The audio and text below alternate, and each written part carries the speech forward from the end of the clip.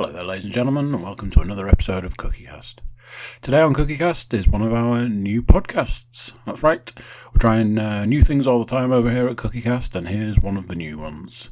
To join in with our James Plays podcast, we've got what we're going to be going with called Techiecast. This is Sam Muscroft and Ed Dench sitting down to talk about the technology world, from funky gadgets to the price of computer components, a little bit of sort of like the games console market. Try not to step on JK's toes there too much. But yeah, this is something we're trying. It flowed quite nicely, so that was cool. Apparently there's plenty of content to come, and obviously the market changes at all times. So here, give this a try. This is Cookiecast presents Techiecast.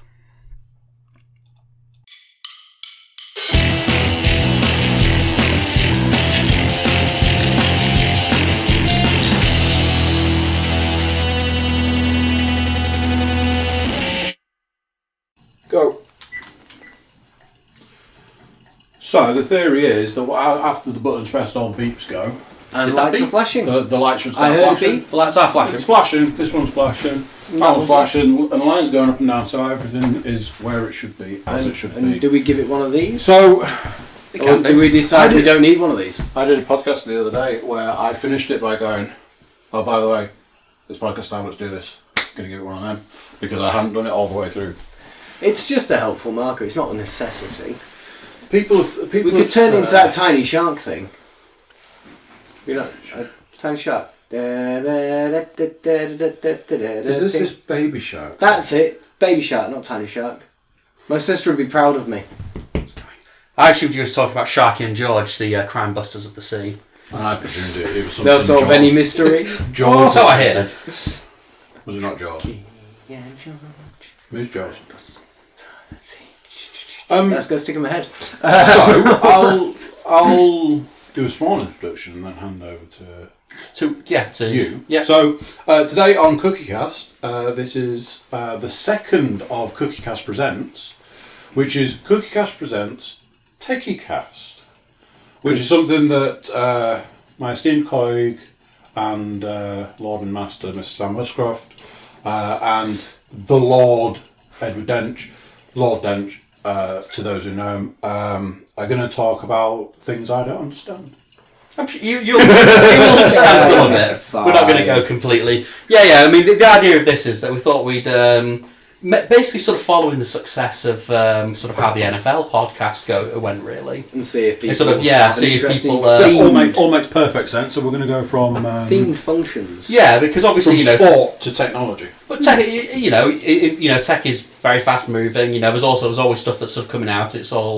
I'm sure it's interesting to someone. Do you know the irony being is that the NFL and Microsoft are in partnership? Ugh. And I saw today something you might know.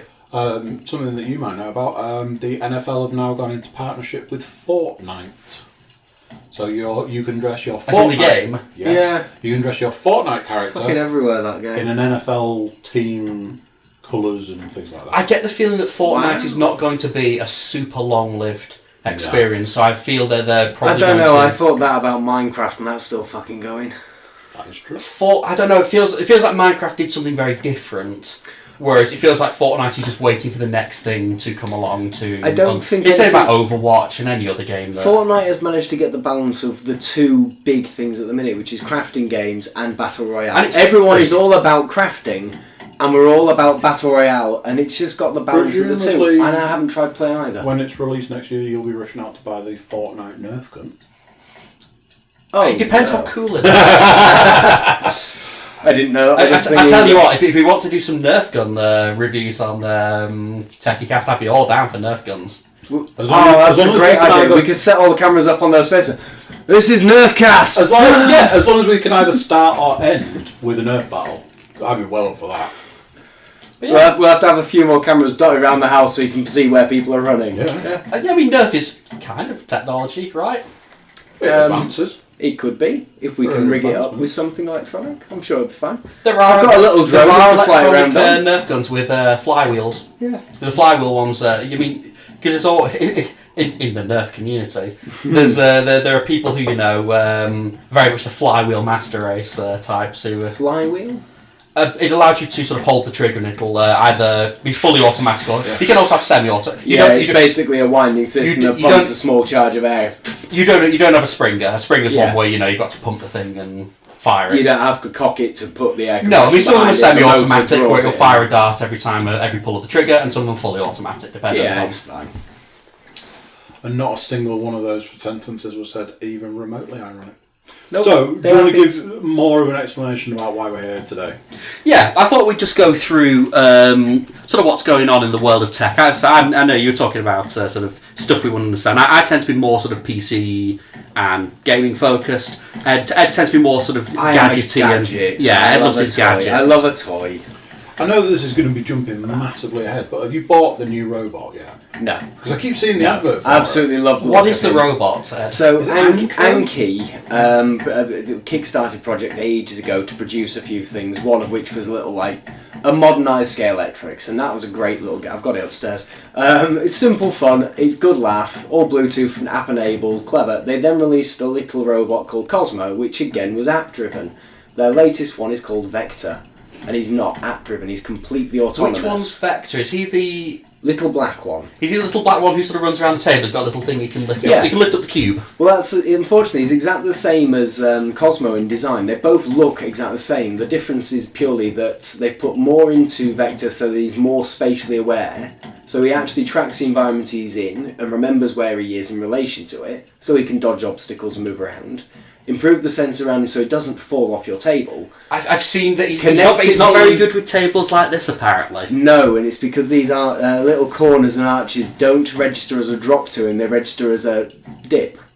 But they've improved the sensors on Vector so that he's more aware of things like that. I have seen reviews of it, and it seems very limited from what I've seen. It's kind of neat. To make him different is instead of being connected to a phone to make him work, he's actually connected to Google. He is a Google-driven with the Google Assistant systems, so that you can use him as an actual voice assistant in your house, such as set a timer, what's the weather like, the standard. So you're saying that you've given Google the power to move around your house and look at you.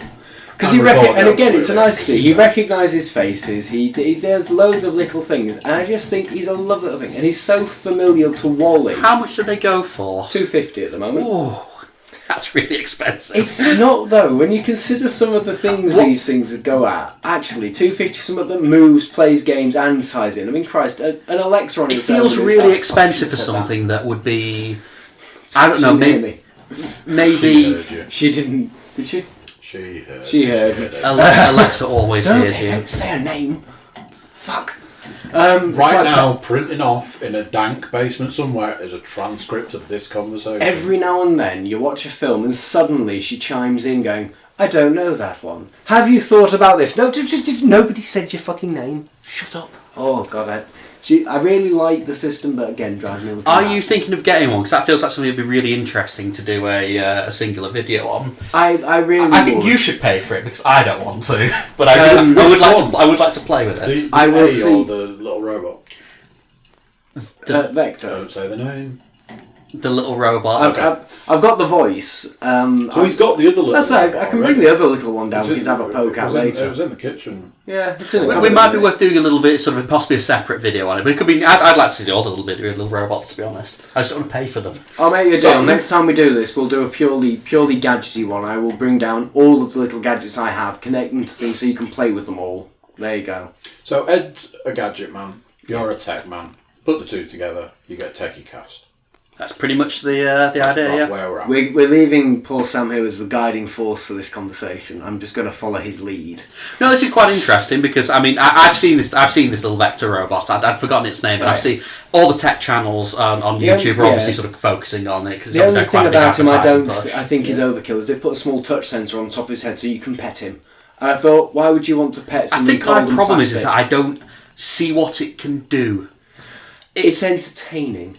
I mean, it's the same. It seems very expensive because it feels like it's a child's thing, but £250 is like video game console prices. Yeah, and again, it's a bit of a tear. The technologies and transitions. What are you actually paying for? Well, I always think about, we'll stick down robots for a little bit. Do you remember Ibo from a very long time ago? Ibo or Jibo? The dog robot, the Sony dog robot. Oh yeah, he's still hugely popular within programming worlds. They use him to have football contests. I bet he's popular in Japan. Yeah, they people who buy them use them as a programming platform, and they try to make AI versions that can play football. I'm not joking. That's an actual That's thing. really bad. And it's really amusing to watch, actually, because they're so slow and clunky walking trying to get to this point. But from what I gather, they have made several different versions of Ibo over the years. The whole electronic pet thing sort of died out because it was just so impractically expensive at the time. Whereas the AI systems and cloud-based systems have enabled the mind and workings of these to improve. And the cost of making this mechanical bodies... I agree, all the sort of stuff has to be online these days. So it's actually becoming more affordable with the penance that, yes, well, you have to gather Google... Ibo was hella expensive, like the proper Ibo rather than the many knockoffs. The original proper big-scale one that Futurama took the piss out of, Robo Puppy commencing to lick cheek and all that, he still costs a fortune. I imagine the original is probably... But I know, probably quite cheap now, but I know they have made lots of new ones. To get hold of one of those is still over $1,000. I've googled around. I wanted to see if I could get hold of one. They're a fortune because they're hard to find now, and they were short demand at the time. It's like getting hold of any developer kit items. Is when they're sold as developer kits, they're usually more affordable than the commercial ones because they need people to work on the platform. But if it's a really niche bit of technology, so I keep looking at a thing called the Epson VT Morvario. They're AR glasses. Oh right, kind of like the Google Glass. Google Glass. The thing that separates them is they put the control unit in your hand, so there is an actual tablet system that you hold, and this just becomes the screen. So the battery life is infinitely better. The function is greater, but it's not Google enabled. It's not tied to the app stores, but it's hugely popular with drone flyers. So for £800, you could buy these. And the only practical use they have is to be first-person view goggles for your drone. But I still really fucking want drones are kind of fascinating as well. Why don't we move on to drones? Because I've noticed, again, I don't see much use for them, but there's no doubt that they're incredibly popular at the moment. There's one up there at the moment. No, it'll be upstairs in the cupboard. And I imagine drones are very much something you can spend as much as you want on. Yeah, and these days they are very affordable now. The original ones, to get a decent one was fucking expensive. To get toy ones that you'd crash into the wall in a heartbeat was really, really affordable, but you'd break them in 5 minutes. But now they've changed it. They're so, again, autonomous. Loads more of them have proximity sense and everything else. You can buy an affordable one that does a really good video and works in pretty good weather. Or I've seen Americans sticking guns on them. That's yeah, because of course they did. Yeah. I've seen people put little fireworks on and use triggers to fire them off. And it's funny because the drones they did it on didn't have much of a support for quick changes in the actual turbulence. So this thing is hovering and it's doing a good job to fight wind, and then suddenly there's a different force hits it, and just watch it go. The ones I've seen with guns strapped on, they just didn't do super well. It sounds like a really pissed off wasp when it happens, doesn't it? I saw a person in a chair flying on a drone. It was like a massive drone. And there was a Kickstarter for a rideable one. Yeah. And that was actually doing really well. There was major funding towards it. It looked like a motorbike body, but they put what would basically be the death of you if you fell forwards. Giant ass propellers at the front, slightly offset so they overlap, but it looked brilliant. Oh, it looked like so much fun. I mean, the problem with Kickstarter, of course, is you never know where you're going to end up with. Yeah, because there was an original completely autonomous drone on there that turned up, and it got all the funding it wanted and more. It was one of those things that just should have succeeded, and they just fucked up so badly. They couldn't get one to work. They managed to get one test one running, but every one they issued out never actually flew out of the box. I think the problem that I've got with Kickstarter, by the time you get to Kickstarter stage, you should be having a working prototype. Yeah. The problem is we get to Kickstarters with, I got an idea to do a thing. Yeah. And that's not good enough. I need to see a proof of concept before I would even consider giving to these. I love Kickstarter. I love going through the crazy. But I see them all the time. Like, particularly for things like video game things, like portable video game things and all that sort of thing. The Atari one, which was a nightmare. Yeah. The Neo Geo one. Yeah. And they're all just garbage. Yeah. And there's been loads over the years but Kickstarter's a real modern thing in my head because obviously it feels it's now like the so bubble's publicly accessible. it feels like the Kickstarter bubble has somewhat popped. It's because people are sick of wasting money on shit. Not anymore, no. Because I remember back in 2013, 2014, that's when it really felt like there was a Kickstarter craze was in high gear. And I think that is actually the other problem is the time period involved. You kickstart an idea and you think that's a current idea and it suits the time. By the time it actually comes to fruition, there's a better idea out. And you think, why the I have seen, I think it depends, because things like video games I think are dreadful to kickstart, because a good game will probably, it will take a proper professional studio 2 to 3 years to make. Yeah. For a Kickstarter people... With 5 people who possibly don't know what they're doing. Yeah, or certainly haven't run this kind of business before. Maybe even talking even longer, and that's a very long lead time for any kind of product. Whereas I've kickstarted things like board games and books, and they generally pretty much deliver on time and on spec because you're just making bits of cardboard. All you have to do is come up with the mechanic that makes the game work. It's a very different process. But I've still got games that I kickstarted. Like I think most of mine have been delivered now, but I'm still waiting for one of them, and I must have kickstarted that about 1 million years ago. Oh Jesus! That was the one I'm waiting for is Bloodstained, not Castlevania. Yeah, I don't do any Kickstarter. I love going through it though. I love seeing what the world thinks is a good idea, and I feel the defining moment in Kickstarter for me was when I found a Bluetooth enabled Avarian cup, so you can, check your flow on your phone. I'm not joking. That was a thing, and apparently people thought that was a good idea. And I think it's people like Tim Lacey from work. Well, you know what the wife really needs is to know when it's going to happen on her phone. A flow regulator. Pretty much. Bluetooth enabled just to really help her. Just doesn't Bluetooth crap out quite often? It probably does when it's jammed up there and covered in water, and that's the nice way of saying it. I couldn't believe that someone thought it was an idea that would be one, and people funded it. What's happening right now? Yeah, we're talking about menstrual cycles and Bluetooth. Is this the way you thought it was going to go? No. So we're going to let him lead this conversation into what he actually wanted to talk about. To be honest, I'm happy to talk about anything sort of techie related because you're far more up to date on your gadgets of this world. I love my toys. I don't keep up to date on them. You know your your processors and the mechanics of a computer better, and within my gadgets I have an array of tablets and things to run my computer, one of which is that subscription service in France because I can't afford to replace my gaming rig. Yeah, which brings us nicely on to my topic, which is the absolute state of the PC hardware market at the moment. Yeah. Which, as I said earlier, I blame entirely on the whole Bitcoin mining thing. Bitcoin mining was to blame for the original GPU. It was the start of what was to blame. Yeah, because back in sort of early 2016, that's kind of when graphics cards were last in any way, shape or form affordable. Then we had the mining craze, and that basically meant you couldn't buy a graphics card, even if you wanted to. Yeah, because for inflated prices for about 18 months. So, just to sort of pause and go back a step,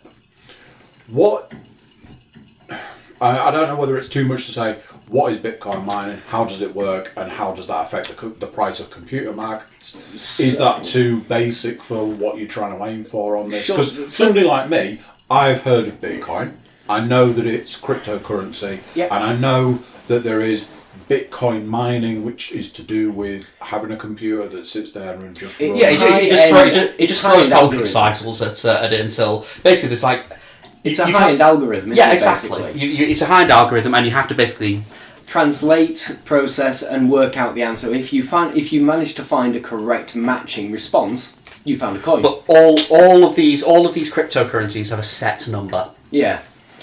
And the mining process is using a lot of CPU and GPU power, basically, to run those algorithms. And you just do it constantly. So people bought these graphics cards, generally sort of your mid-range cards, and just set up massive batteries of them, running constantly.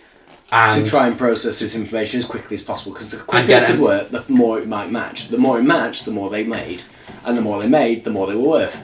But as soon as, I don't know, have they officially put a value to these things yet? It's like any currency. Its value is dependent on what the market grants it. It's prepared to pay. And the problem is, as soon as somewhere actually says, you know what, we're going to establish a value on this, it has none. We're going to tax it. We're going to look at it. I'm surprised that cryptocurrencies have retained the value that they have. It's because nowhere's taxing it. Nowhere's acknowledging it yet. Well, that's part of the problem, because a currency is only worth what people are willing to pay. And remember, tomorrow, China could say, "Oh, I don't believe.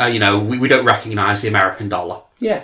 But America has got the force and the government to back up that, and they say, "Well, actually, the dollar is worth something, and we've got the army to prove it." Yeah. Is it Bitcoin that nobody admits to inventing because the person that admits to inventing it will go to prison for the rest of their life? Is it Bitcoin? I don't know. I can't imagine why they would. At the end of the day, it's no different than PayPal, except PayPal deal with your actual money. Yeah. They're still a digital form of currency that they've created credit off there. The difference is that someone somewhere created a thing that says this is a unique code that is almost unbreakable and it represents the money you just gave me.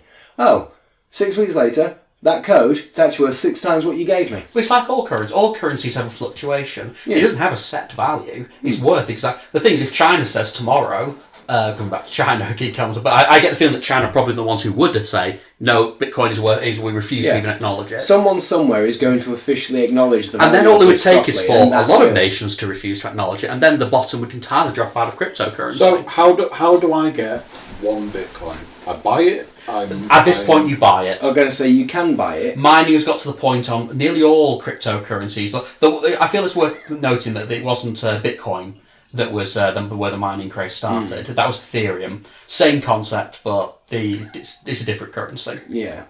I don't know what the original one was. But this is why this hyped up the price of GPUs for people like us who just wanted to buy a better machine. Yeah, because people were buying them 50 at a time. Because supply and demand suddenly said, I've got 500 of these to sell, 10,000 people want them, well, I better make it harder for those people to get hold of, because suddenly supply and demand. Well, it just meant that, the people who could get a few GPUs and weren't using them for mining just hiked the price, because... Yeah. And a lot of the time, you couldn't buy them if you wanted to. They were just sold out everywhere.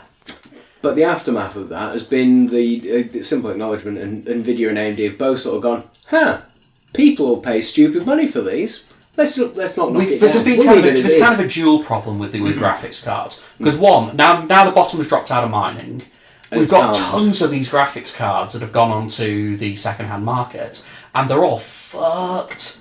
Because you've been mining for 18 months, 2 years straight, and a graphics card is not meant to do that. A graphics card, you play a game, and then it runs idle. If it's going to be completely knackered. It's not going to last. Yeah, the VRM I don't actually know how much damage you can do to it, really. I don't really understand the damage. It'll be to do with the... Basically, it's wearing it down. Yeah. I mean, it'll be... The VRM will probably be what goes. That's the voltage regulator. At the end of the day, run a CD on a laser long enough and eventually the CD will break. Yeah, just same idea. It's pure wear and tear. Hard drives do the same. The original hard drive was literally that. It's a hard, solid disc. Run it in circles enough and it will eventually eat through it. Yeah, I mean, hard drives have got they're called mechanical drives for a reason, and eventually something will break. They have a life. They have life for them, because there's only so many times you can write something before you've taken away from it. Scribble at a wall long enough and eventually you'll get through the wall. The other part and the other problem with graphics cards is one, and which I want to talk about, which is monopolies, and how monopolies are never a good thing. Yeah, I see this one kind of like the phone scenario, but go on. AMD have not had a competitive graphics card since 2014. No. They've done very well out of the mining, because AMD graphics cards were mid-range cards that were very competitively priced, and tend to be very good at compute. So they were picked up in their multitudes.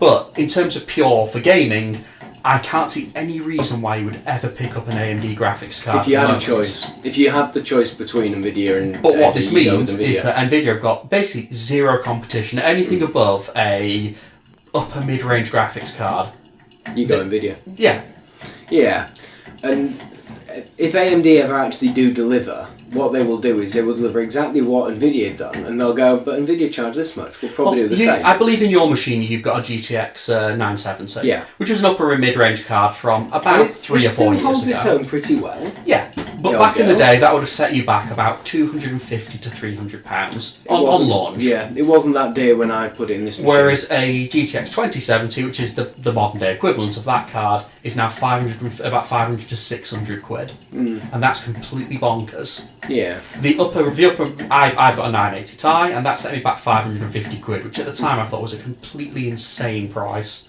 for a video card. It's because, again, the crypto thing has proven one point, which is people will pay that. I don't think they will for crypto purposes, though. It's not for the crypto purposes. I think it's just that Nvidia had to hike the price after so long. I thought, well, fuck it, may as well just keep it as it is. I think if you When was the last time you saw a company go, you know what, people are paying this much, let's drop it down because we can afford it? They don't. They just go, well, fuck it, it's stabilised that, we'll leave it up there. But yeah, I mean, the 2080 Ti on something like scan or overclockers will go for about 1,300 quid, which is absolutely mental. Nobody's paying that kind of money. I mean, I would hope that they're not. The problem is people are.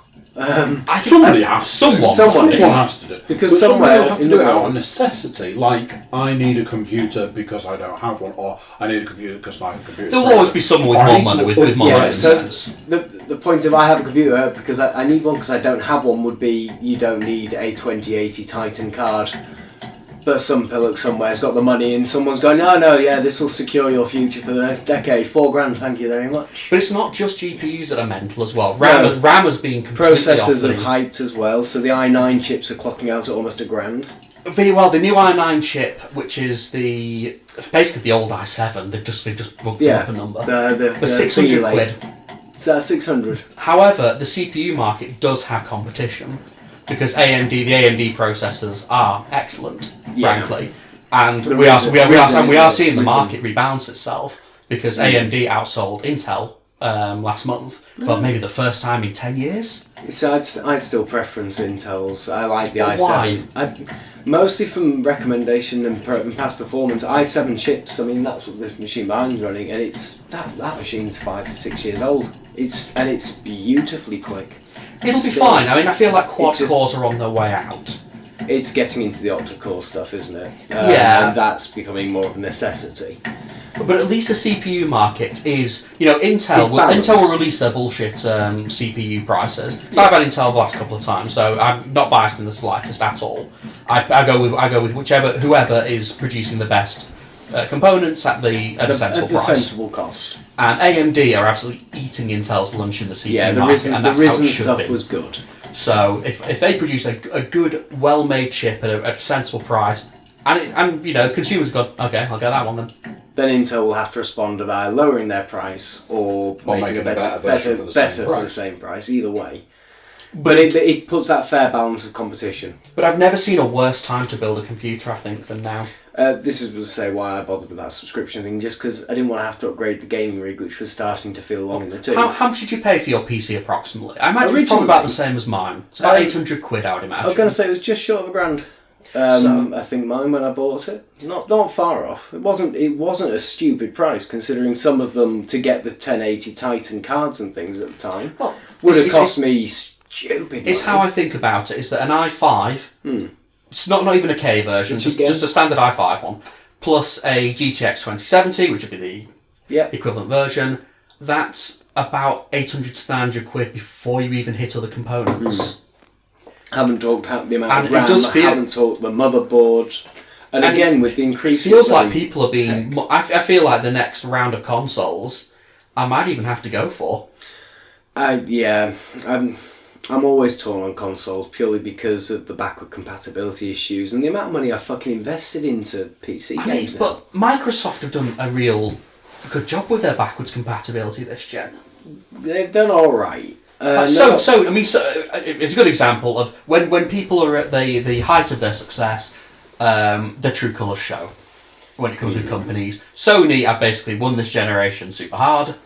And they've basically treated consumers like absolute dog shit. So I had this is where you can chime in. Sony. So I've had a theory for quite some time, and that theory is that at the start of this probably goes back quite a while now. I believe that in a deep dark room in a back office somewhere, the head of Microsoft and the head of Sony get together, they sit down and they go, so, how are you going to fuck your customers this year? who's winning this one? And they go, well, you had the PlayStation 2, you guys had the Xbox 360, we had the PS4, so now it's your turn. It's funny how you mentioned it, because that is basically what Samsung have been taken to court for over RAM prices.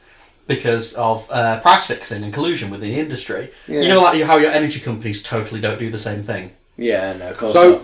Do you remember the time of the Xbox 360 where the Xbox 360 went up behind Sony and pulled their pants down and went, there, that's that? Yeah, pretty much. Do you remember when the PlayStation 4 announcement and the Xbox One announcement?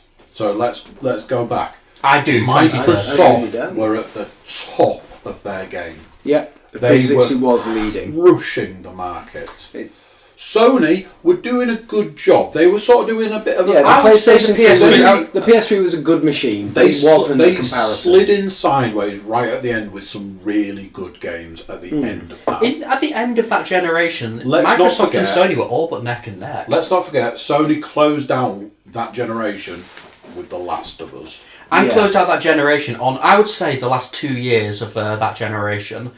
Sony had that because Microsoft did fuck all for the last 6 years. I didn't own a PS3 until the back end of it, and I mean I had it, but I didn't really use it until the back end. And when it was like the first 4 years of the PS3's life were awful. PSN, you mean it's free, whereas I have to give Microsoft £40 a year. Yeah, that was always the winning feature for me with Sony. So, Microsoft were crushing it. They will have been Scrooge McDucking the money like nobody's business. Sony were like, well, we're still here. We're still in the game. It's not a liquid. It's a solid metal. Sorry. So Sony might have gone away and gone, well, we kind of didn't win, but we were competitive. Let's really crush it. But that doesn't explain why Microsoft went with, we really owned that generation. So what we're going to do is we're going to construct a 40-foot middle finger to every single person that ever bought a 360. I genuinely don't get it, because the 360 was designed from its core as a very powerful machine of the time. It was good, other than the Three Lights of Death system. It had lots of problems. Early generations. But when I think of the 360, I always think of it had an incredible GPU at the time. Yeah, it had a tri-core CPU back when dual cores were not that common in PCs, and crucially, it had amazing game support pretty much from the start. Yeah. And then the PS3 sort of gasped out a year later with a wheezy ass GPU, and honestly most games just ran worse so than it. A PS3's original price was £550, and let's not forget they were selling them at a loss because essentially they gave you a PC in a package that was this big. They were selling them at a loss. It was a long time before, and let's not forget, they dropped that price like a stone. And the PS3 had really wonky architecture. Because we were talking about how the 360 had a tri-core CPU. Yeah. The PS3 had a bizarre sort of central CPU with satellite mini CPUs, and it was an absolute nightmare engine to program for. So it had this incredibly powerful CPU that honestly was impressive for years and years after it. And this wheezy graphics card. It got away with things it should never have handled, but the PlayStation 2 did as well. It obviously showed. I mean, because if you look at some of the latter stage PS3 games, they're obviously incredibly impressive. Things like The Last of Us or the Uncharted games. Yeah, considering the machine it was on, they shouldn't have run. And then realistically, we get up to 2013. I would say 2013 we're neck and neck. Yeah. The Xbox has let the side down a bit, and the PlayStation have really sort of stepped up the game. Yeah. So that's where they ended. So they ended there, and they went, right, we're done. So did Sony think we managed to claw it back, but we didn't really go strong. So, but we've been working on this beauty for a while. We're going to release a better looking machine. We're going to release a better running machine. We're going to release better exclusives. We're going to be the 360 of this generation. I think it's a standard trait of any company, this. I don't think it's actually to do with Microsoft versus Sony. I think it's just a pattern of process. I don't think it's Microsoft versus Sony. I think it's Microsoft and Sony. No, I think it's Nintendo as well. So I mean, don't get me wrong. Nintendo have always existed. The N64 was a great machine for many reasons, but by actual comparison, games and availability, Sony, the PlayStation was actually a better machine. Yeah. It was. As much as I hate to admit it, because I love my N64. But before that, the SNES was the winning machine, and it's so in N64. If it's one thing that the console wars have taught us over the years, is that no one is unsinkable. No, they all get a bit high and mighty. The PS2 is probably the most. Maybe the NES has been like utterly unassailable. Like the Xbox and the GameCube didn't make a dent. I'm going to say the GameCube was not a massive success. It was a good machine, but it wasn't. I still hold a little place by heart for the GameCube. And everyone who owned one does. I'm not going to say you shouldn't, because I mean it did a lovely job of remastering Ocarina of Time, and that was a great thing for people who loved it. It was a good machine, but it wasn't a dent in the gaming market. And N64, alright, it was a competitor PlayStation, but it wasn't as good for some. It had some niceties that only Nintendo could. Honestly, this feels like it could be a Techiecast in its own right. In all honesty, to talk through the cure, because old consoles have got like now. I'm just talking generation Nintendo. Yeah, the saving grace for them was the Wii. I think the thing that that hadn't worked, the PS4 and the Xbox One are basically, at their core, identical architecture, almost identical. They've got the same 8-core Jaguar CPU, and the PS4's got a better GPU, and the Xbox One has got a higher price. The only thing that separates the two now is PlayStation's acceptance of peripherals. But if you look at like the N64 and the PS1, completely bafflingly different architecture. You look at the Sega Saturn, and it's like, what even are you? Yeah. That era, we've hit a point where everything is basically equal. PC gaming, it's all PC, it's all x86, PlayStation, Xbox. It's all exactly the same realistically in what you get at the end of it. I think Microsoft is the one lagging. Microsoft's thing was Sony released their PS4 at it was about £300 when it came out. 350. Yeah, and Microsoft had a more expensive machine that had a connector no one wanted. Yeah. Yep. So Microsoft had and the machine at its core was simply worse. Yeah. As in, it just had a worse GPU. This is why games always ran worse on the Xbox One. They always ran at high resolution on the PS4. And it's like, you can just look and say, well, yeah, of course it does. That one's better. So you had a more expensive, worse machine with shittier game support. So I always look and think, why would anyone choose this machine? So here's the thing. So Sony announced the PlayStation 4, and every gamer the world over had the biggest tent. They were pitching such a monster tent for that machine.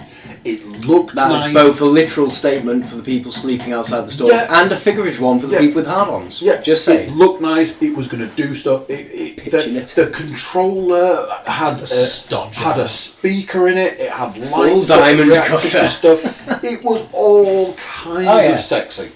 They've done that with every game release. So Microsoft went, yeah, you like the PlayStation 4, do you?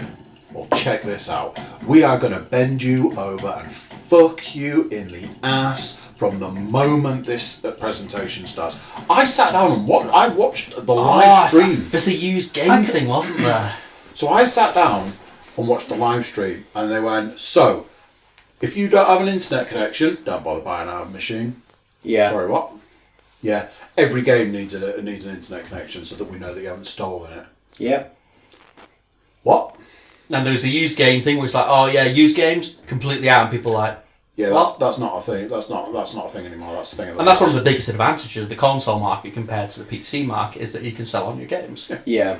I think the trading market's another problem in its own problem. I mean, just trading in anything's so fucking expensive. But the backlash that Microsoft took from their and they never recovered from their announcement of the Xbox One, people were like, "You're fucking kidding." Does anybody remember when? But how many of them now have transitioned to the very common idea, which is subscription service? Pay us a regular fee, and we'll give you something for that. Well, I think this is a really interesting sort of seg. In that I'm pretty certain that's where we're going to go. Netflix, I think, is where we're going to head with video game consoles. Yeah. So we keep skirting around the conversation of what is the next game console going to look like.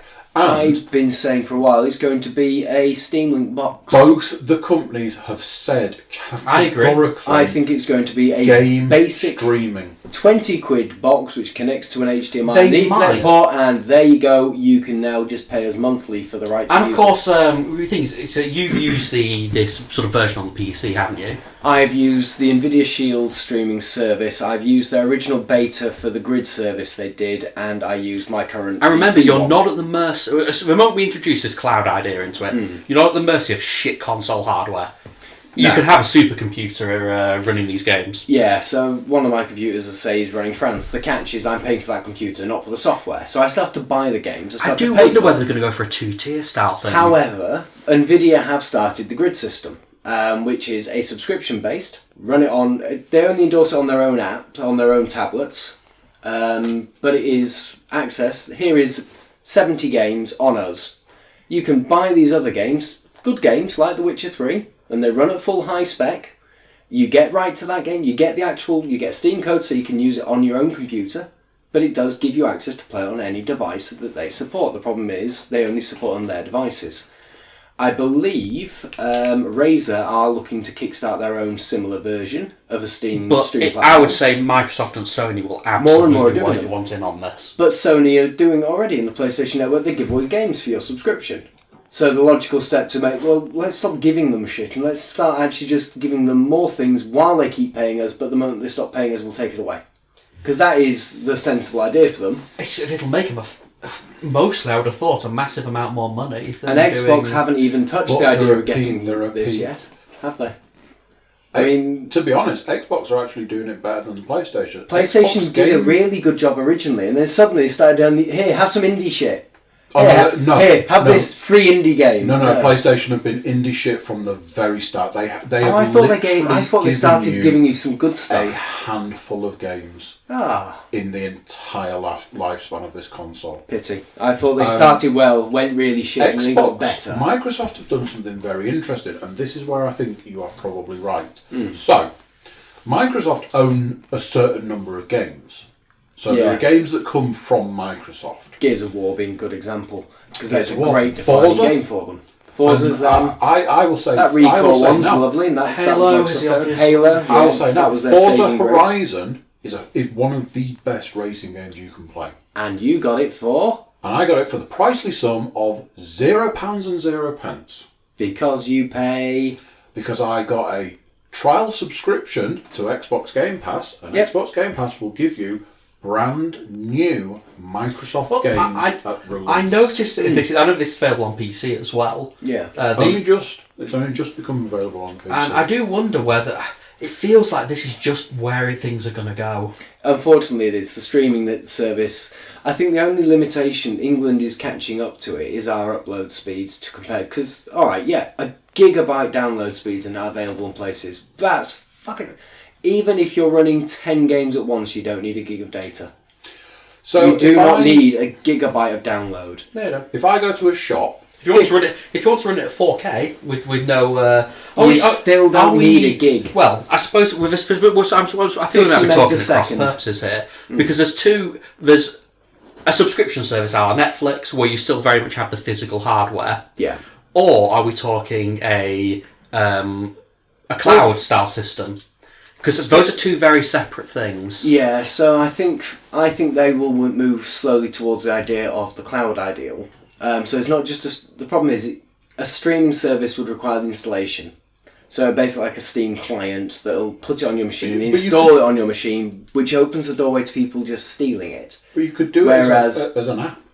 Doing it as an application that is cloud-based makes more sense. So you the dedicated servers needed to run a full computer game across you and you and you and you and you and all these people separately will be pretty big, which means the subscription fees, as long as everyone's doing it, could stay at £7 a month. Is your TV a smart TV? That one not particularly. Mine, I've got a smart TV. I imagine yours, because it's relatively new. So I've got the Shield device upstairs, makes that one smart. Smart TV, you could have an Xbox, whatever they're going to call the next one. You have a PlayStation Smart glass, maybe. app that you would have a controller, and you go, I want to play Xbox. So the app comes up, which will then go to a stream service. Because let's face it, a smart TV, you can have Netflix on your smart TV. So you go, I want to watch Netflix. Press it. Honestly, I can't see it being much more difficult for a TV to run a streaming service. Remember, the hardware isn't there. It's So I think this the graphics is where, cards are over in a massive server farm somewhere. I think this is where Sony could take lead on the next point that you wanted to bring up, was say gaming phones and that sort of side of tech. Sony actually has a good foothold here, purely because they produce phones and they produce consoles, and they work with this. They could actually, if they did a very sensible job of making their phone with this ability to play their games and do the gaming phone concept Sony have tried gaming phones a couple of times, but not much success. No. They're getting this whole popular portable technology, so the Switch has defined that.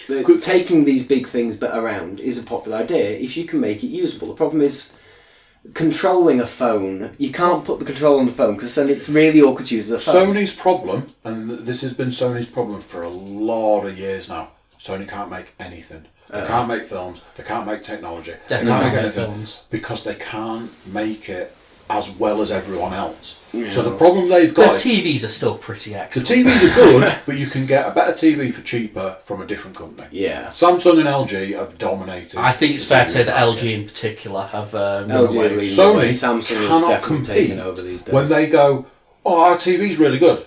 Okay, but is it as good as this TV? Yes, it is. Right, but I can get that TV for £200 less. But ours is Sony. Sony's been hemorrhaging money for quite some time. So I've said, for about 3 years now, I've said, if you took the PlayStation and broke it off Sony and pushed it out into the sea and made the PlayStation its own company, Sony would die. Sony would stop existing. No, because I think I believe I've talked to you about before. So Sony, particularly in Japan, have got their own. They've got a massive life insurance business. Life insurance, and they are they keep putting their fingers in all the pies. So I mean, Sony did a really good job. Their cameras have been surprisingly good. The Sony range of cameras they developed, they jumped into digital SLR market, and considering they had no fucking knowledge of cameras, they did a surprisingly good job. Their digital SLRs have been hugely popular for the affordable range of stuff. They will never hit into professional markets, but for people who are starting into it, yeah. And that's where all the money is. That's the problem, is they keep going, I'm going to put my finger in this one and this one. They've got the fingers in all the pies, but they don't actually know how to make the pie. But that's what any good company should do. Any company that's got enough money, they should invest in all kinds And I'm not going to stuff. fault them, but I feel this is where they should actually try it a little bit harder. Because I think it's the PSP was a good idea for this. The PSP did game streaming. The problem was there was nothing that could spoil. Your phone has a constant internet connection. And 5G is about to turn up, which is ample download speed on good signal. That could do it. As always with your phone, there's the problem with gaming phones and games on phones has never been anything to do with processing power. No, it's always been interface. Yeah, and battery. Your phone's 4,000 milliamp battery, 60 frames a second, and an internet connection, plus the Bluetooth needed for this. Your batteries die very quickly. Yeah, which is always. I mean, in terms of like the processors, like in your Raze 2, because the big two sort of competing phones, we've got the Asus ROG phone and the Razer 2. That's the original Razer. The original one, yeah. But in terms of the hardware, the actual core processor in them, it's exactly the same as in the flagship models of other. The question is, it's a Snapdragon 8330. It's exactly the same processor. To streaming service, or the ability to stream these things into a platform, do you need an octa-core processor to stream? No. Do you need 500 gigs of RAM to stream? You don't need shit. Bingo.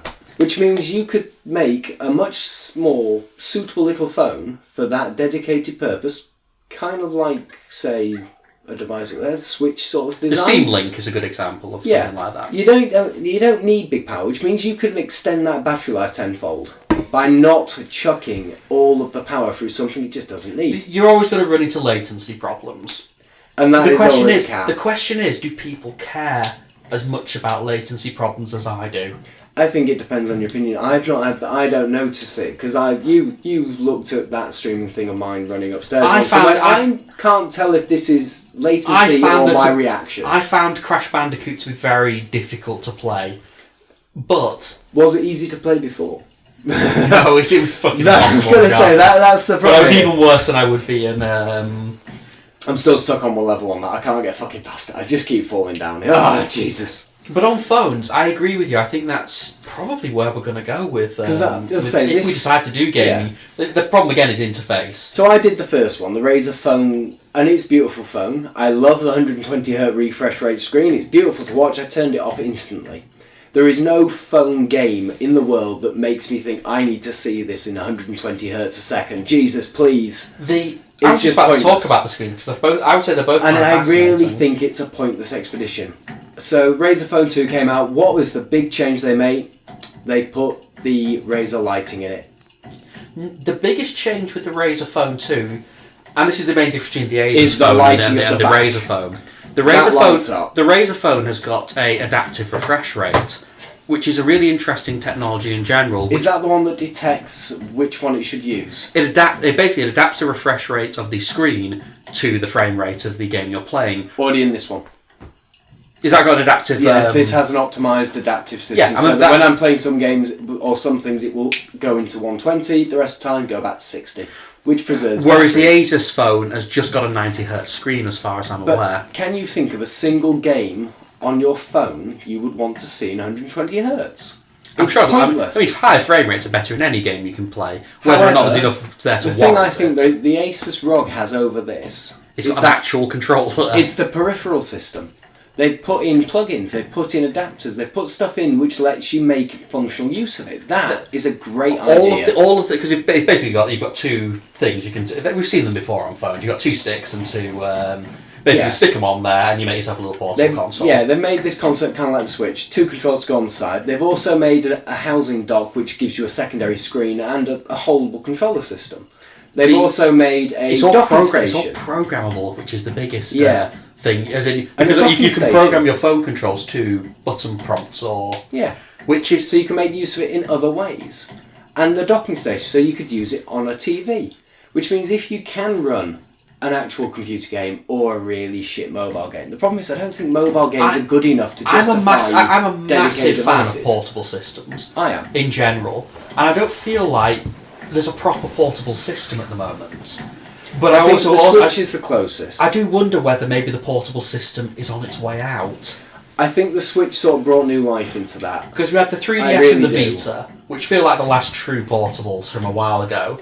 Yeah. And now we've got the Switch, 3DS, which is far too big for me to be considered a proper portable. Do you know the problem with things like? I mean, I had the PSP, I had the Vita because I was like, no, I'm not going to buy this. Oh, but that looks really nice. Oh, that sounds cool. Great.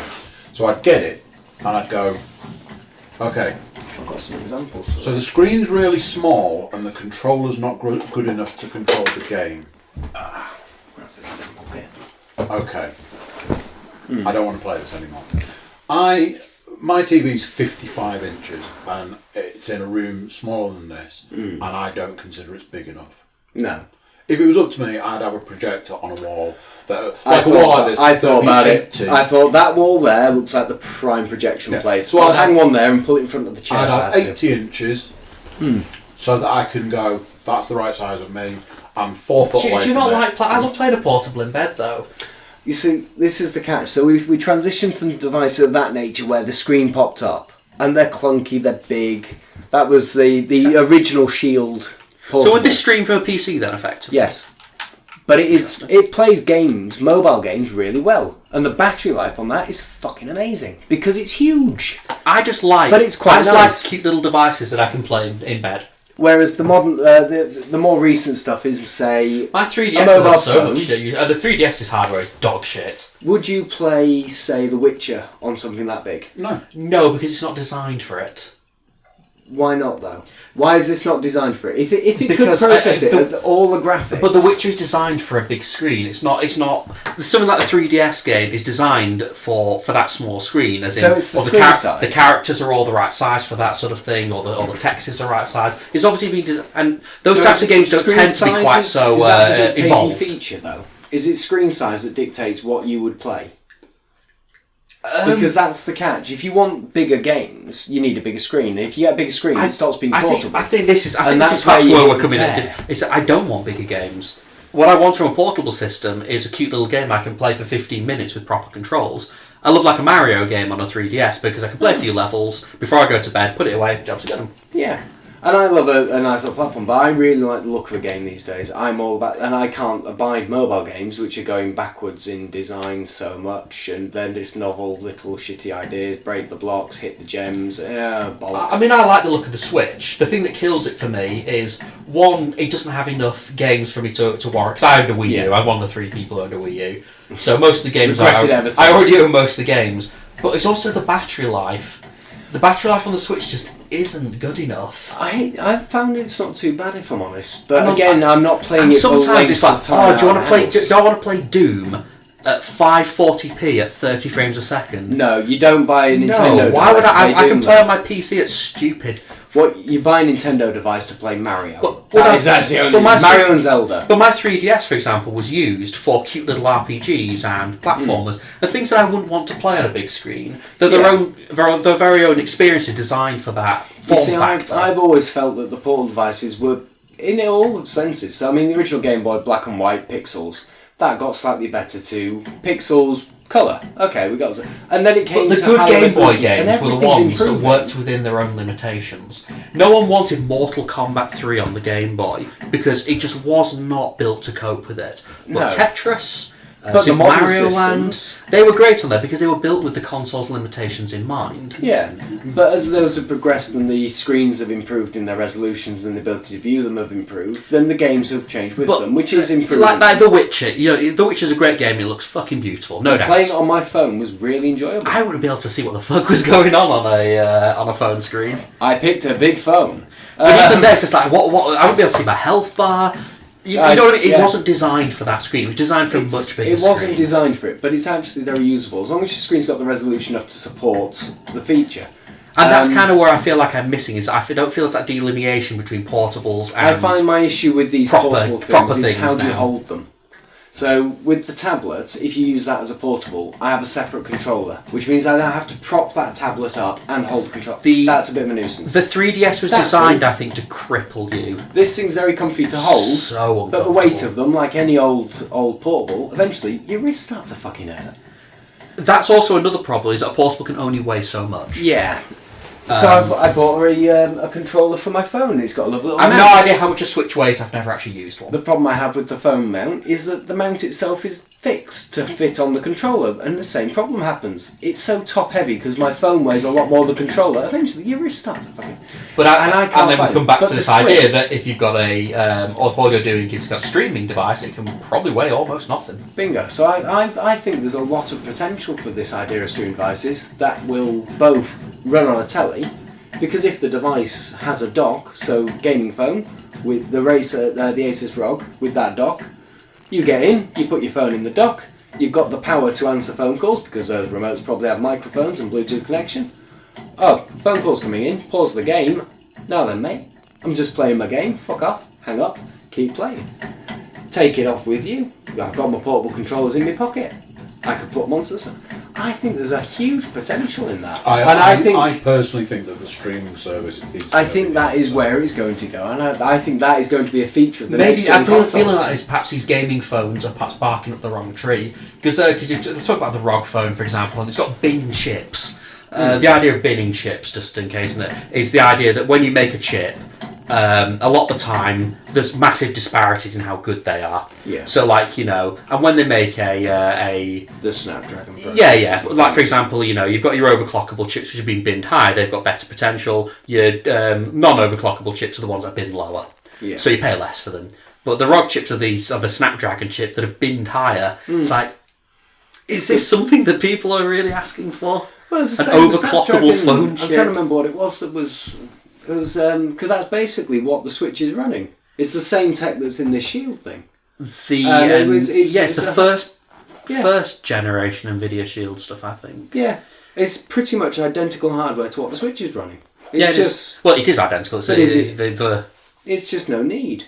But as I say, if the next generation of consoles can migrate away from needing high, big graphic processing, this, that, there, to here's something that'll run, it does have to have an internet connection. Why? Because we're selling it to you for £100 and a subscription fee. So the machine is cheap as chips, and the actual monthly cost is less than buying all of the games you want, because we're just going to give you them all. Netflix have proven, at least in the TV market, that this is just what people want now. Yeah. People want convenience. They don't want to have to wait for it to release or to go to the shop. And if it's one thing we've noticed is that you can buy the latest film at 4K Blu-ray and it'll be really beautiful, but people don't care. People just want it to be good enough. I've got to say, again, supporting feature here. Simon bought, when he first got HD TV, we were sat watching the news on BBC One HD, and he sat there bragging about how beautiful it was and how okay. When he went to make a cup of tea, we turned into terrestrial equivalent. So he was watching standard definition on HD TV. While he was about half an hour watching this, before your eyes, Simon, it is really sharp, isn't it? Oh, I mean, the detail's so much better. He goes, you've been watching normal shit for like an hour, you can't tell the difference. There will always the average person's eyes don't pick up on the difference unless it's used. There will always be people who, like me, who want high-end hardware in their 4K. Unfortunately, I love the idea of 4K. You're talking but to if the it ain't wrong 90 inches, person. I am in the process already of going. I can pick up this particular film at this particular price in 4K. Bear in mind, these are films that I own on Blu-ray, and I've done it. I've recently picked up a couple of 4Ks on films that I'm like, I'm going to watch this film again. One of my most, and say what you want, I don't really care. One of my most watchable films at this point in time is Infinity War. It's beautiful. I feel Infinity War. I could happily put it on now. I will watch it tomorrow. I'll watch it the day after. It's an okay film. I am not sitting here going, the best film ever made. What I'm saying is, probably looks real nice in 4K. Stupendously it is enjoyable a to watchable watch. film. Stupendously enjoyable to watch. Exactly. Like all of them, though. I mean, if you get in a binge, so good. So, I got that on Blu-ray on the day it was released. Yep. I ordered it before it came out. It turned up at my house. Wonderful. Yesterday or the day before or something, I went, do you know what? I like that film and I enjoy it so much. I've got a 4K TV, I've got a 4K Blu-ray player, and I can get it cheaper than I would get it somewhere else. You know what? I'm doing it. I'm getting the 4K version. Especially in the first place, unless it was now. It was out, but I'm not paying £30. In fact, I think it was that more expensive. Brand new, yes, but there is. I mean, obviously, I buy. For our film cast, I buy Blu-rays a lot of the time, so I'm absolutely aware of Blu-ray prices. But you always buy them on that discount website that I've seen you use legitimately. Yeah, but always. So I'm totally aware of Blu-ray prices. And we've all had to agree to chip in at least half the cost that you're incurring for downloading those films at that discounted price. So, and we've all agreed it, and we've all given you our share. Keep the fucking story straight. We get them sent from Amazon. Sorry, yes, that was it. Not downloaded. Blu-ray. Balance. I think there's space for 4K and stuff. I just don't think people actually, unless you have got a 120-inch screen, 4K is pointless. Because your eyes don't reset that much of a difference unless you're either really close to it. Whereas refresh rates on screens, I do think there's a merit because your eyes do pick up on the smoothness and strength of transition. I would say I notice a monitor's resolution because you're very close to it. Your proximity does measure it. Would you need a 4K 22-inch? Or would you just need 1080p? No, I would say that 27 inch is the absolute minimum I would go for a 4K screen. And realistically, I'd probably want near a 32. Really? I still think at 32, 1080p would be ample. In my personal opinion, I've got a 4K TV. But I do think if you can get 120 Hz refresh rate on anything, that would be noticeable. If you're sat 6 feet away, I honestly can't tell the difference. My eyes aren't good enough.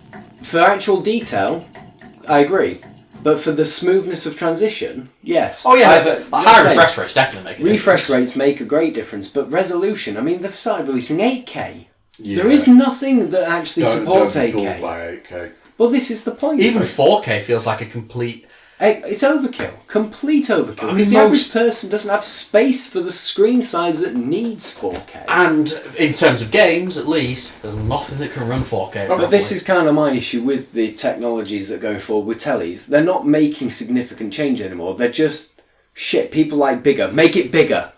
Why? Because people buying bigger. Just make a 12K. Do it. Why? Because they'll buy it, damn it. People need to stop fucking buying shit. Whereas, like, obviously we want new amazing technology like 3D TVs. Alright, yeah, I will give you that. When they did try to do different, it wasn't a great example. I mean, no one here was foolish enough to buy 3D television, were they? Oh, what? Because we're going to go around this route. We're going to go around this route.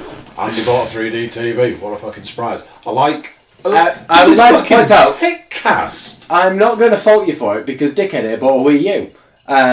Oh wait, there's two of you in this room. Oh, I feel like I'm winning at tech.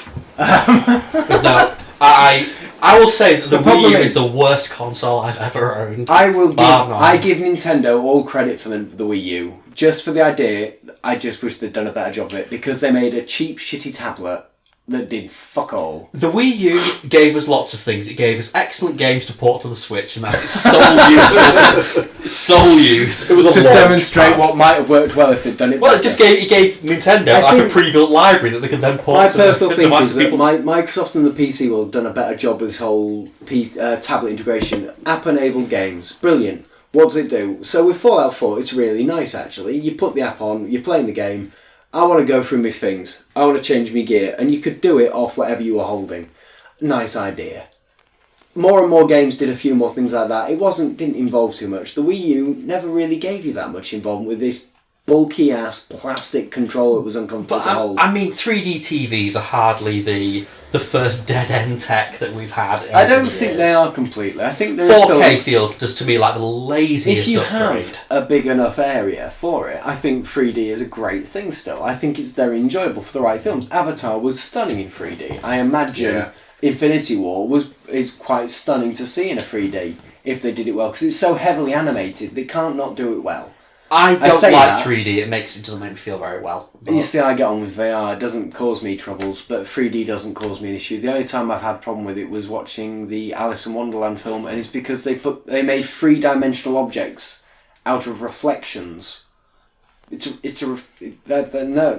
shouldn't be. Yeah, that confused your eyes. You don't own a 3DS where people totally have the 3D slider on all the time. It's because you don't need this little window in 3 dimensions. In fairness, but if you're the 3DS tech is actually really impressive in its own sweet way.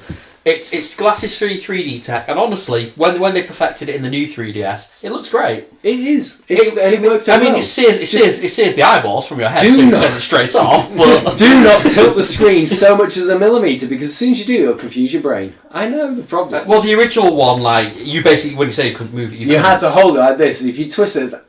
Well, it just flickered, but once it got the eye tracking technology, it does work. And I'm like, isn't that nice? I don't know, straight off. You see, I've used one, and I have no problem with the 3-dimension thing. It doesn't bother me. It's just, I don't need that popping out at me. It's really If I'm watching a film in this big, having that pop out at me, great. In that big, no benefit. I don't. And this is the problem with the TVs. I don't particularly care what anybody says. I would have bought loved 3D TV. I would have loved to play the PlayStation on it because PlayStation supported it, and loads of their games did. Had some lovely 3D features within some of the games. Crisis in 3D. Really I imagine enjoyable. it was stunning because Crisis was a beautiful looking game. Yeah. Mortal Kombat supported 3 dimensions. Again, I know that's a bit Arkham Asylum was kind of the big one, really, wasn't it? I'm not saying it was actually a bad thing. I think 3D still has a place. I just think it needs to. It doesn't work on small. And I think there's nothing more disconcerting about having flat. This weird. I was really sad because my TV got a patch of dead pixels. Oh. So I contacted the people. I had super good insurance, and they went, right. So your insurance now kicks in. We have 7 days from this point on to fix that TV. If we can't fix it, we're sending you a new one. Yep. So I was like, okay. After they were like, phone us back in 4 days. So phone them back. They were like, so you need a new screen. The company that makes the TV doesn't make the screen anymore. We're trying to track one down, but we've only got 3 days to do it in. Probably not going to happen, so you probably get a replacement. Ring us back in 3 days. Brilliant. I gave them an extra day, so I phoned them back 4 days later. They went, yeah, no, that TV's been written off.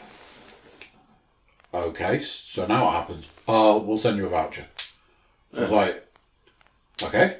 they sent me a voucher that had no information. It was just take this to the nearest shop where you bought your TV from. I'm like, okay. Went to the shop.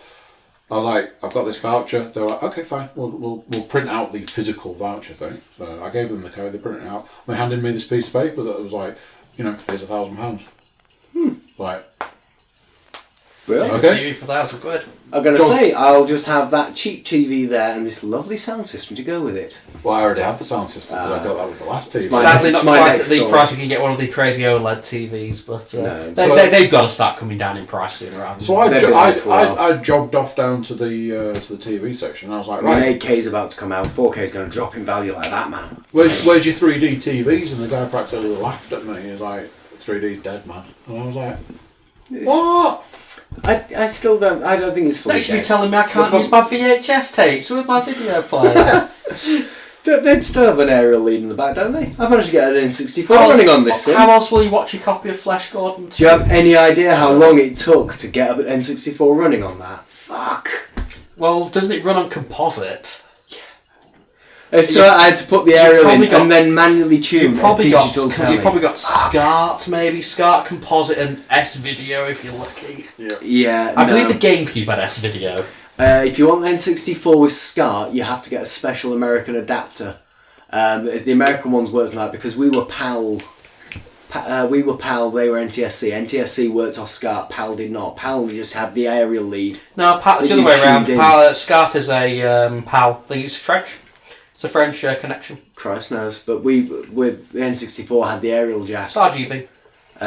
So you had to tune the fucker in. And these TVs don't have a one stage at a time tuning method really easily. I imagine You press the N64 button. games look fucking awful on modern TVs. It did not look great. I've got to be honest with you. In fact, it looked pretty piss poor. I've got a picture of it from here somewhere. I can't imagine many N64 games have aged very well. Like, Because we all talk about GoldenEye being one of the best games ever made. But absolutely legendary. have It you was, seen what GoldenEye looks like now? Or how it plays, more importantly. Do you remember, this was long before, dual stick... Because, dual analogs now, we're all super used to it now. Yeah. As a control method. But it wasn't really, canonised and standardised until probably Halo. Yeah. Do you remember trying to play GoldenEye? You'd be like, yeah, always like this. You never played like that. It was always like this. Because you had to use this to look up and down. Yep. Button up, button down. That was all good Do you enough. remember how the Rotate- N64 had 3 prongs, just like, for the 3 human hands? That's all. Yes. what all three of you human hands? Because I blatantly use, my foot to control the others. The N64 trackpad is completely baffling. I never... Even at the time, I was like... Yeah. I remember trying to play Turok, which was one of the first games that came out on the N64, going, how are you supposed to be able to use this thing? Nothing more complicated than that fucking game. Playing it was just awful. They've done a version of it. Probably on the PS4 as well, but they've done it on the PC. I'm actually playing it at 60 frames a second with a mouse and keyboard. It's like a proper transformative experience, and it's like, wow, this is actually good, or at least fun. Fun in an old school sort of way. Yeah. So I find that reminiscent of playing the original Alien vs Predator. It looks terrible, but playing it's just fun for Oh, some it was reason. super fun playing that. Super fun. First game I know where you could shoot someone's head off and pin it to a wall. Ha! So happy. I remember getting that one year and just couldn't get it running on the computer. Do we want to call it there, perhaps? I was wondering about whether it was taking a natural I code. feel I like think- there's I think a we couple covered quite a other bit. things I'd like to talk about. Maybe save them for next time. Which is something you mentioned. You said that there'd probably be a bulk to start with. But Yeah, then so it we've would- talked about it the would carry on overpricing and of it would flow. GPUs. We've talked Just the about PC market, but the the fatally game market flawed and gadgets, concepts which feels really. like a... We've covered everything off. I think the only thing we didn't cover off is your memory thing, which we'll save. Spoiler alert, it's to do with memory. But Tom's there's... got a really bad memory. I do. There's a few things that I'd like to talk about. I feel like we can just save them for next time. I feel like we've discussed plenty. I think the topics for futures. Let's talk about this home automation world and how fucking bollocks that is. That sounds like a great topic for next time. We can use her as a fucking example of that. Home automation is honestly, that could probably fill a whole Techiecast on its own. We could do a whole one on home automation. Best way to actually set up your house. So we're going to cybernetically enhance your hamster too. On camera. Using a Raspberry Pi. I reckon a Raspberry Pi is significantly cleverer than a hamster. Only if you tell I'm going to say, it depends how much what you tell it to do. There you go. Let us call it quits out, because I could kill for a bathroom. So, shall I press a button? Shall you press a button? Oh, sorry, mate. Right, so Sam, you're on that one. Yeah. So, right, we'll call it there. Thank you very much, Well, boys. everyone. Yeah. Press. It'll be a 2 press this time. Okay. One for the screen and one to turn it off. So there you go, ladies and gentlemen. What did you think of that? Techiecast, the world of technology and all things in it. For you YouTube watchers, I hope you're YouTube subscribers. If not, subscribe now. Click the bell. Leave us a comment. How's that? For everybody, you need to jump over to the Cookiecast.com. Hit us up on our social media outlets. You can even send us an email. So yeah, stay tuned. There's going to be more Techiecast coming along down the line, and all the technology news and information out there in the world. But until next time, I'll say bye-bye.